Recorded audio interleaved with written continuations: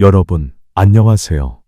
지난 영상에서 우리는 옛사람들이 남긴 고사성어 속에서 삶의 지혜를 함께 살펴봤습니다. 오늘은 그 두 번째 시간이에요.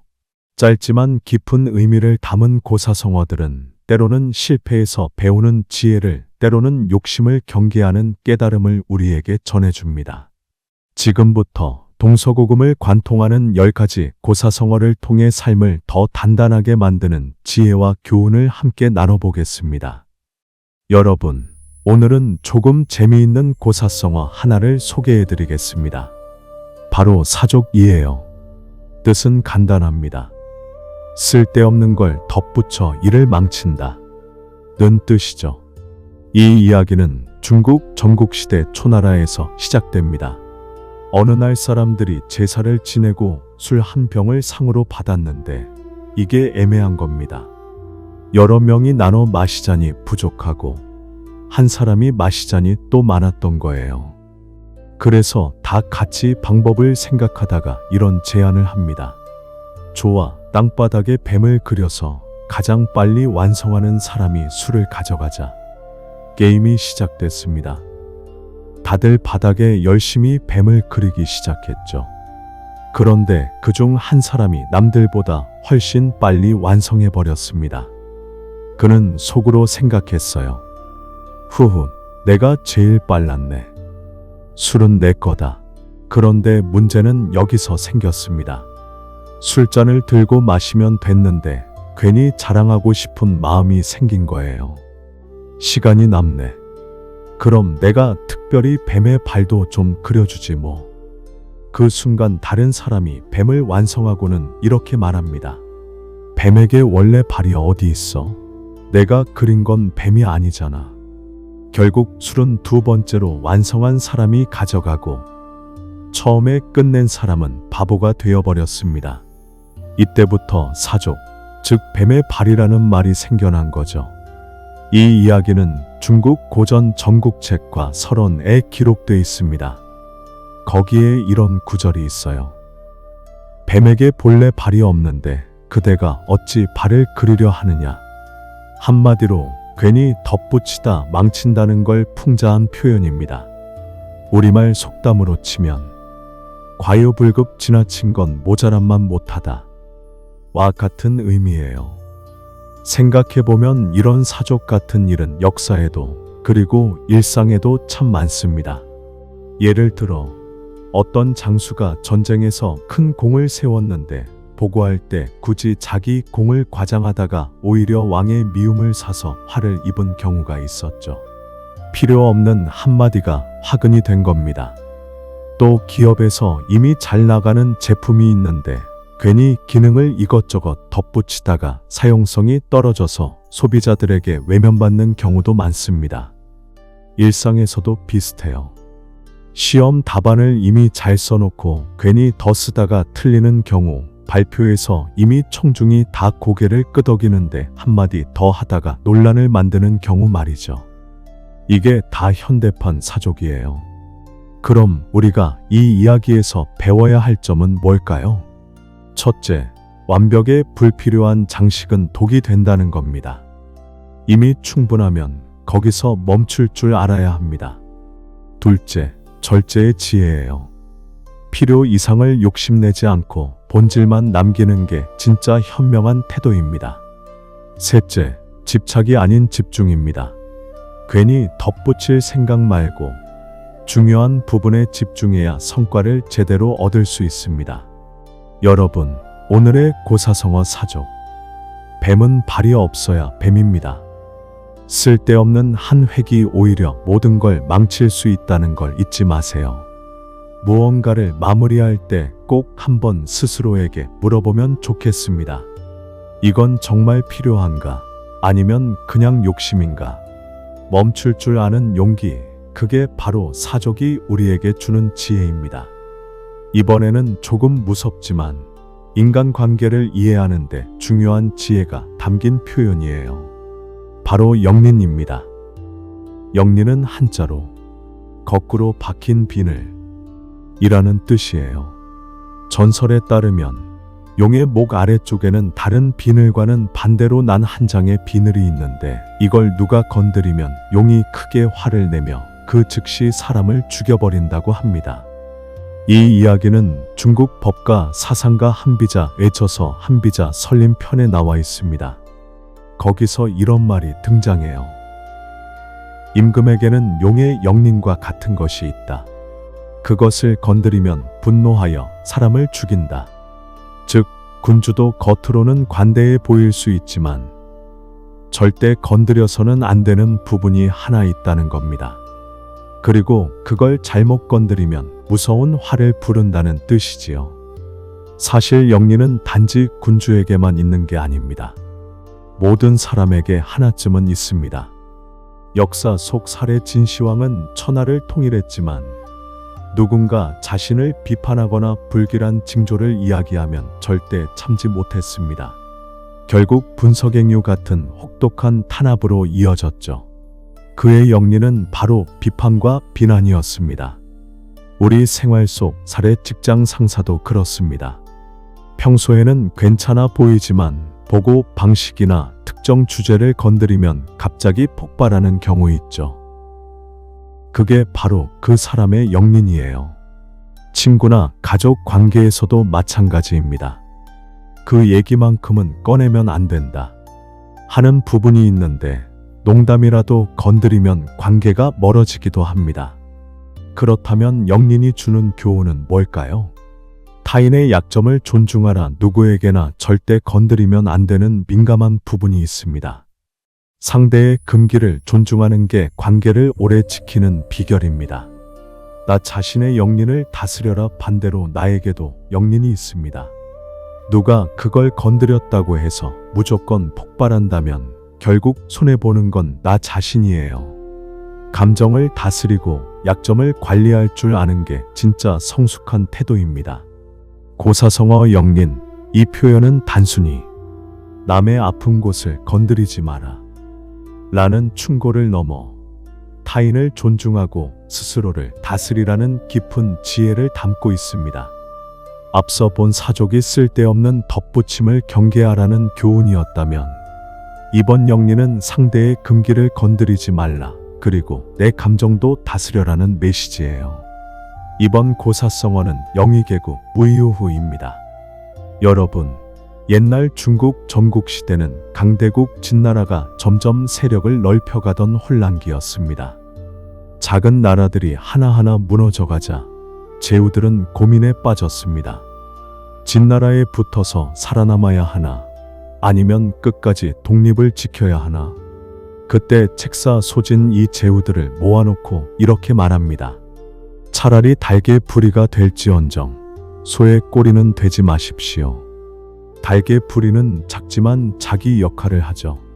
하지만 소의 꼬리는 아무 쓸모없이 그냥 따라다니기만 하지 않습니까? 이 말에 제후들은 크게 감동했고 진나라에 무조건 복속하기보다 연합해 독립을 지켜야 한다는 생각을 하게 되었습니다. 바로 여기서 영의계구 무이우후라는 고사성어가 태어난 겁니다. 이 이야기는 사마천의 사기, 그 중에서도 장이열전에 기록되어 있습니다. 소진은 당시 합종체 글 주장하면서 제후국들에게 끊임없이 설득했는데 영의계구 무이우후라는 표현이 그 설득의 핵심 비유로 등장합니다. 흥미로운 건 이 고사성어가 단순히 옛 이야기에서만 그치지 않는다는 겁니다. 역사 속 사례, 실제로 어떤 제후국은 진나라의 힘에 눌려 복속했지만 결국 왕은 허수아비가 되고 나라의 자주권을 잃어버렸습니다. 반면 작지만 끝까지 주권을 지킨 나라의 군주는 당당히 자기 목소리를 낼 수 있었죠. 현대적 사례, 오늘날 기업 세계에서도 자주 볼 수 있습니다. 작은 스타트업이 스스로 브랜드를 만들어 가느냐, 아니면 대기업 밑에서 하청만 하느냐 하는 문제와 비슷하죠. 닭의 부리가 될지언정 소의 꼬리만 쫓아다니지 말자는 메시지입니다. 우리 일상에서도 비슷합니다. 작은 모임에서라도 내가 중심이 되어 의견을 내고 책임을 질 수 있다면 그게 더 성장의 기회가 될 수 있어요. 반대로 큰 조직에 있으면서도 아무 목소리 내지 못한다면 결국 존재감은 사라지고 맙니다. 여러분, 이 고사성어가 주는 교훈은 참 명확합니다. 첫째, 작더라도 주도권을 잡아라. 둘째, 독립과 자존의 가치를 잊지 마라. 셋째, 내 삶의 주인은 결국 나 자신이다. 작아도 내가 선택하고 내가 책임지는 길이 훨씬 값지다는 거예요. 큰 조직 속에 숨어 꼬리만 따라다니는 것보다 비록 작더라도 앞에서 방향을 잡는 존재가 되는 게 훨씬 보람 있는 살 아닐까요? 이번 고사성어는 복차지게입니다. 여러분, 길을 걷다 보면 앞에 수레가 넘어져 있는 걸 본 적 있으신가요? 고대 중국 사람들은 이렇게 말했습니다. 앞에서 수레가 넘어지는 걸 보면 뒤에 오는 수레는 조심해야 한다. 이게 바로 복차지게라는 말의 유래입니다. 한마디로 이전 사람의 실패를 거울 삼아 나의 실수를 예방하라는 뜻이에요. 이 표현은 중국 고전 한서에 기록되어 있습니다. 원래는 앞일을 잊지 않으면 그것이 뒷일의 스승이 된다 는 구절에서 파생된 말이에요. 실패도 그냥 지나치면 헛된 일이 되지만 교훈으로 삼으면 더 큰 재앙을 막을 수 있다는 지혜가 담겨 있습니다. 역사 속에서도 이런 사례는 무수히 많습니다. 춘추전국 시대 어떤 장수는 전투에서 적의 매복을 몰라 크게 패했는데 그 소식을 들은 다른 장수는 같은 길을 피해서 결국 승리를 거두었습니다. 앞에 수레가 엎어진 자리를 본 덕분에 같은 실수를 반복하지 않은 거죠. 우리 삶 속 사례 주식이나 사업을 해보신 분들은 아실 겁니다. 내가 직접 실패하지 않아도 남이 망한 사례를 보면 배울 게 많습니다. 아, 저렇게 투자하면 안 되는구나 하고 느끼는 순간이 바로 복차지게죠. 여러분, 복차지게가 주는 교훈은 아주 단순하지만 강력합니다. 첫째, 남의 실패를 무시하지 말라. 실패는 부끄러운 것이 아니라 뒷사람에게 길을 밝혀주는 신호입니다. 둘째, 실패를 기록하고 기억하라. 잊어버리면 다시 반복합니다. 하지만 교훈으로 삼으면 같은 함정을 피할 수 있습니다. 셋째, 겸손하게 배우라. 남의 실패든 나의 실패든 그 안에는 언제나 다음을 위한 배움이 숨어 있습니다. 여러분, 복차지게는 이렇게 말합니다. 앞에서 수레가 넘어지면 나는 그 길을 조심하라. 실패는 피해야 할 흉터가 아니라 우리가 더 멀리 가기 위한 이정표입니다. 그러니 여러분, 실패를 두려워하지 말고 남의 실패도 잘 살펴서 내 삶의 스승으로 삼으시길 바랍니다. 이번 고사성어는 충록자 불견산. 여러분, 사냥꾼이 산속에서 사슴을 발견했다고 상상해 보세요. 사슴을 잡겠다고 정신없이 달려가다 보면 눈에는 오직 사슴만 보이겠죠. 그 순간 큰 산도 절벽도 위험한 길도 전혀 보이지 않습니다. 이 장면을 빗대어 충록자 불견산, 즉 사슴을 쫓는 자는 산을 보지 못한다 라는 말이 생겨났습니다. 한마디로 눈앞의 이익에 집착하면 더 큰 흐름을 놓친다는 뜻이죠. 이 성어는 사실 두 가지 전승이 있습니다. 첫째, 중국 고전 회남자에는 짐승을 쫓는 자는 태산이 보이지 않는다 라는 구절이 나옵니다. 즉, 사슴 대신 짐승, 산 대신 태산이라는 표현이지만 본뜻은 같습니다. 둘째, 훨씬 뒤 남송시대 선승 허당지우의 허당록에는 황금을 움켜쥔 자는 사람을 못 보고 사슴을 쫓는 자는 산을 못 본다 라는 문장이 나옵니다. 여기서는 인간 욕망을 풍자하는 비유로 이 표현을 사용했죠. 그래서 학자들은 근원은 회남자, 대중적으로 널리 퍼진 건 허당록이라고 설명합니다. 이 말은 역사 속에서도 자주 떠올릴 만한 장면이 많습니다. 진나라 멸망 후 혼란기 진승과 오광 같은 인물들은 천하의 큰 흐름을 읽지 못하고 눈앞 권력에만 집착하다가 금세 몰락했습니다. 반대로 유방과 항우는 큰 산을 본 덕분에 천하를 두고 경쟁할 수 있었죠. 조선시대 사례 세도 정치 시절 권세가들은 눈앞의 재물과 권세에만 몰두했습니다. 하지만 나라 전체의 운명이라는 큰 그림을 보지 못했기에 결국 국력은 쇠퇴하고 외세의 침략을 막지 못했습니다. 오늘날에도 기업이 단기 이익에만 몰두하다가 장기적 혁신을 놓쳐 도태되는 경우, 또 개인이 작은 성취에만 집착하다가 인생의 큰 방향을 잃는 경우 모두 같은 교훈을 보여줍니다.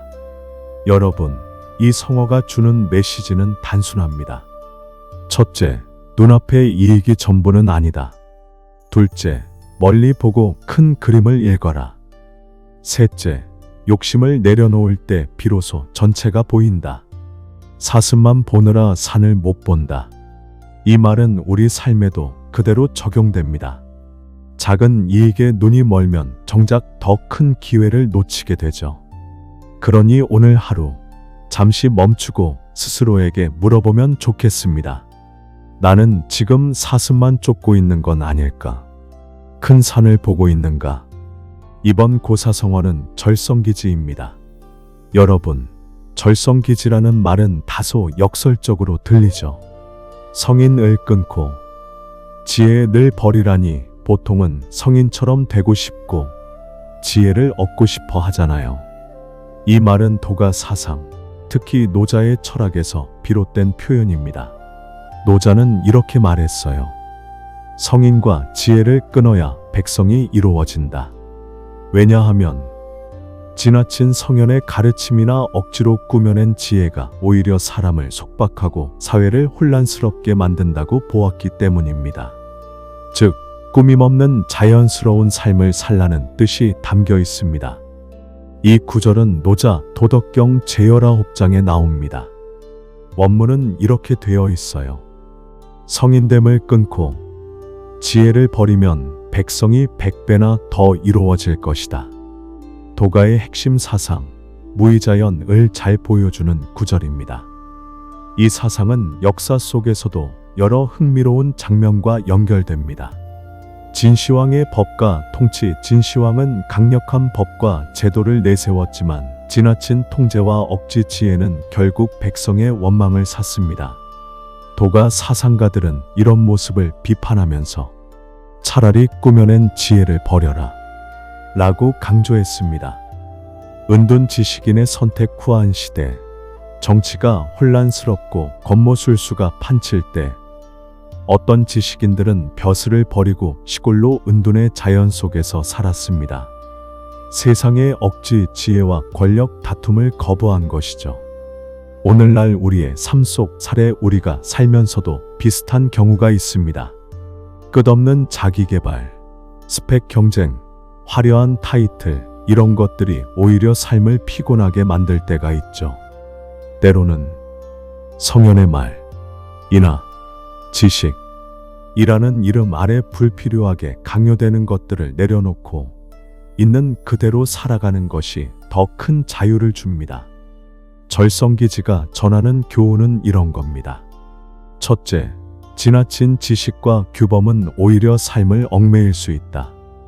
둘째, 자연스럽게 소박하게 사는 것이 진정한 지혜다. 셋째, 필요 없는 욕심과 꾸밈을 덜어낼 때 삶이 훨씬 가벼워진다. 여러분, 오늘의 성어 절성기지. 이 말은 지혜를 무시하라는 뜻이 아닙니다. 억지로 꾸며낸 지혜와 가식적인 성현의 말에 휘둘리지 말라는 경고예요. 자연스러움 속에 진짜 지혜가 숨어 있다는 것. 이걸 기억한다면 우리의 삶도 훨씬 단순하고 자유로워지지 않을까요?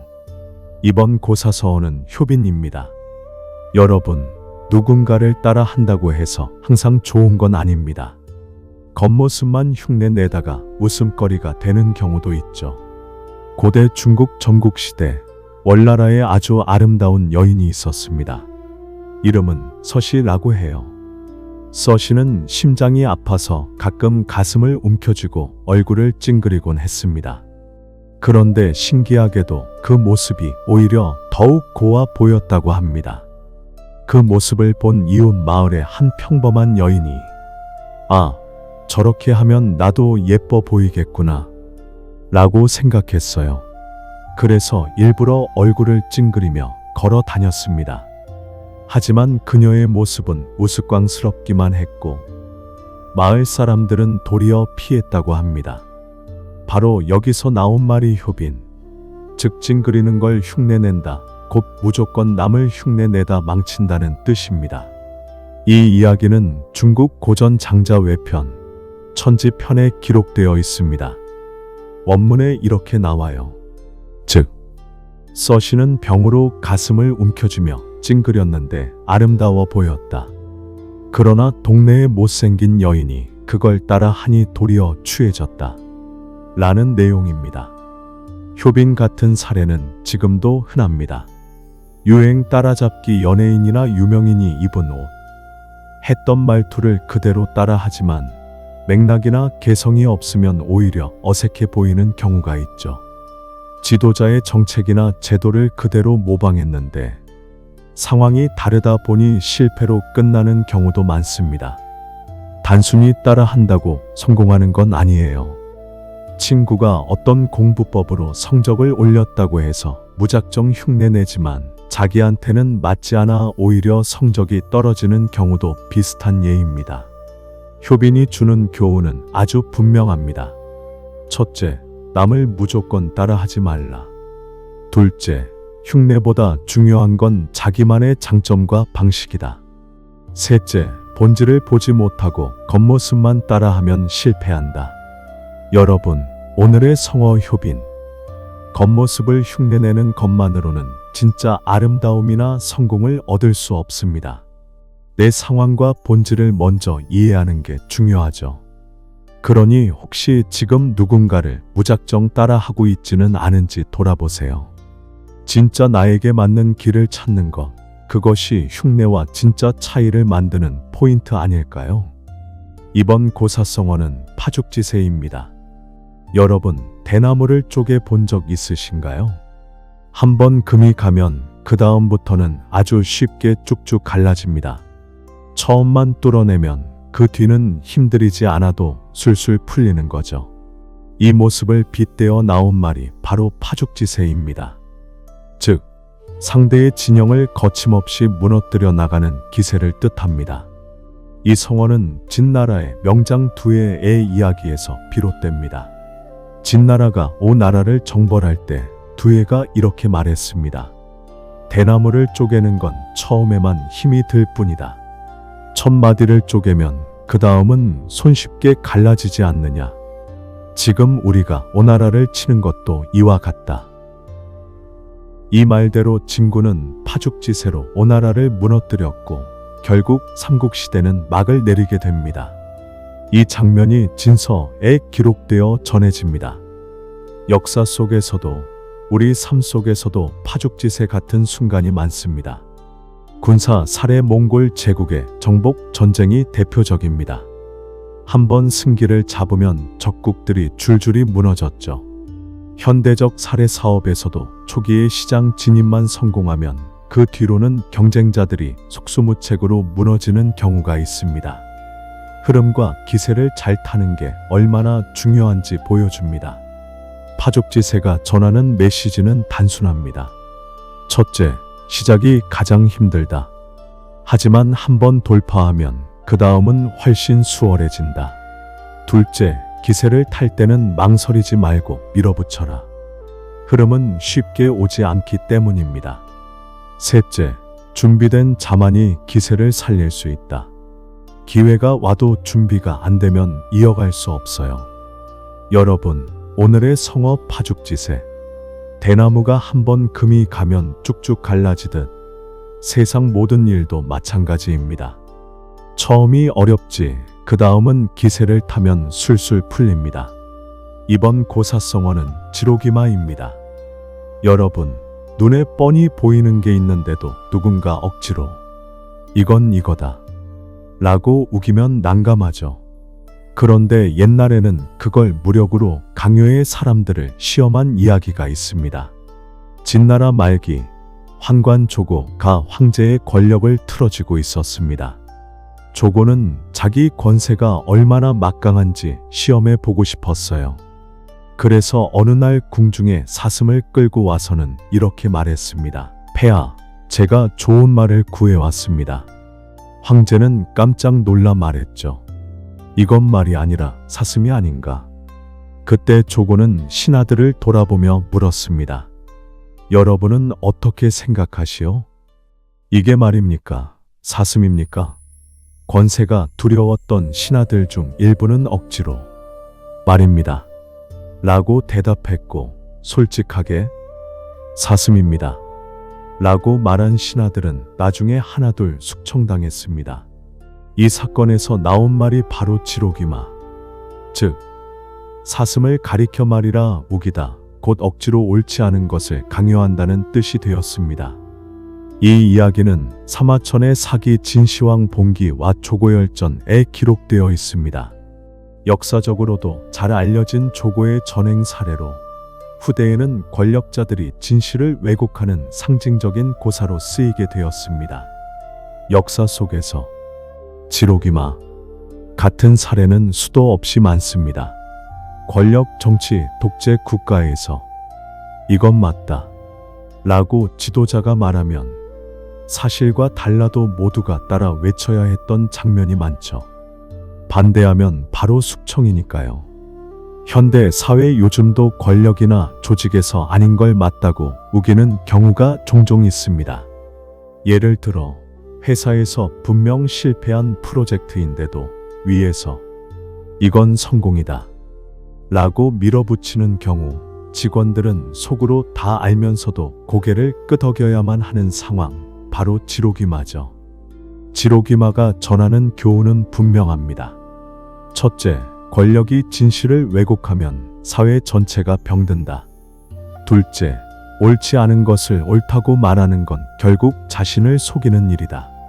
셋째, 진실을 말할 용기가 얼마나 중요한지 깨닫게 해준다. 여러분, 오늘의 성어 지록이마. 눈앞에 있는 사슴을 말이라고 우기게 만드는 힘, 그건 권력의 횡포이자 진실을 왜곡하는 위험한 태도입니다. 우리가 꼭 기억해야 할 건 이겁니다. 진실은 권력보다 강하다. 언젠가는 드러난다. 이번 고사성어는 천녀일실 여러분, 아무리 지혜롭고 신중한 사람이라도 완벽할 순 없습니다. 1000가지를 생각했더라도 그중 하나쯤은 실수가 생기기 마련이죠. 이런 상황을 딱 표현한 말이 바로 천녀일실입니다. 이 고사성어는 중국 고전 사기 서경열전에 나옵니다. 한비자에도 비슷한 구절이 보이고 전국책에도 같은 맥락의 문장이 실려 있어요. 원래는 1000가지 꾀에도 한 가지 허물이 있다 라는 말로 지혜로운 사람도 많은 생각 중에 실수 하나는 피할 수 없다는 의미로 쓰였습니다. 역사 속에도 천녀일실의 사례는 흔합니다. 제갈량의 사례, 지혜로운 책사 제갈량도 북벌을 여러 차례 시도했지만 결국 위나라 장수 사마이의 방어에 막혀 큰 성과를 얻지 못했습니다. 아무리 뛰어난 전략가라도 모든 게 완벽할 순 없었던 거죠. 현대적 사례 과학자들이 수많은 계산과 실험을 해도 종종 예상치 못한 변수가 나타납니다. 기업 경영자들도 아무리 치밀하게 계획해도 시장 상황 하나가 빗나가면 큰 손실을 입을 수 있죠. 천녀일실은 우리에게 겸손과 관용을 가르쳐 줍니다. 첫째, 지혜로운 사람도 실수할 수 있다. 그러니 타인의 작은 잘못을 지나치게 비난하지 말아야 합니다. 둘째, 실수를 두려워하지 말라. 실수는 실패가 아니라 배우는 과정의 일부입니다. 셋째, 완벽주의에서 벗어나라. 중요한 건 실수를 최소화하고 생긴 실수를 교훈으로 삼는 태도입니다. 여러분, 오늘의 성어 천녀일실. 1000가지를 생각해도 하나쯤은 실수하기 마련입니다. 중요한 건 실수 자체가 아니라 그 실수를 어떻게 받아들이고 성장의 발판으로 삼느냐 하는 것이겠죠. 그러니 여러분, 혹시 실수 때문에 좌절하고 계신가요? 기억하세요. 실수는 잘못이 아니라 더 나아가기 위한 계단입니다. 오늘 우리는 10개의 짧은 네 글자 속에 담긴 고사성어들을 살펴봤습니다. 수천 년의 시간을 건너와 오늘 우리에게도 여전히 살아있는 지혜를 전해줍니다. 삶은 언제나 선택의 연속이고 그 선택은 때로는 욕심을 줄이고 때로는 흐름을 읽으며 때로는 남이 아닌 나의 길을 걸으라는 메시지를 담고 있습니다. 여러분, 오늘 들려드린 고사성어 중 어떤 말이 가장 마음에 남으셨나요? 그 한 구절이 여러분의 삶을 조금 더 단단하게 지켜주는 지혜가 되기를 바랍니다. 시청해 주셔서 감사합니다.